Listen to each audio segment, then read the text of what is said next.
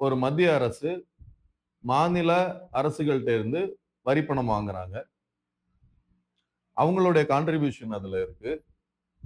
அப்படி இருக்கும்போது, நமக்கு தர வேண்டிய அதாவது தமிழக அரசுக்கு, தமிழ்நாட்டு மக்களுக்கு, தமிழ்நாட்டு மாணவர்களுக்கு குடுக்க வேண்டிய, குடுத்தே ஆக வேண்டிய 2,200 கோடி ரூபாயை, நான் சொல்ற திட்டத்தை நீங்க ஏத்துக்கிட்டா தான் தருவேன் அப்படின்னு சொல்றது, கண்டிப்பா சட்டப்படி ஒரு மிகப்பெரிய தவறு.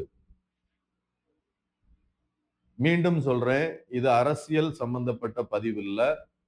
இதுல சென்ட்ரல் கவர்ன்மென்ட் செய்றது சட்டப்படி கரெக்ட்டா? ஸ்டேட் கவர்ன்மென்ட் செய்றது சட்டப்படி கரெக்ட்டா? 2 கவர்ன்மென்ட்டும் செய்றது சட்டப்படி சரியா? தவறா? அப்படின்றத மட்டும் தான் நம்ம பார்க்க போறோம். சட்டத்த ஒரு சட்டத்தின் மூலமா, சட்டத்தை வைத்து இது சரியா? தவறான்னு நம்ம பார்க்க போறோமே தவிர, எந்த கட்சி அல்லது எந்த மாநில அரசு, இல்ல மத்திய அரசு, அரசு செய்றது அவங்களுக்கு சாதகமானதா? இந்த அரசியல் சரியா? அந்த அரசியல் சரியான்னு நம்ம பேசல. அது பத்தின வரையறைக்குள்ள நம்ம வரல. சட்டப்படி எது சரி, தவறு அப்படின்னு நம்ம பேசுறோம்.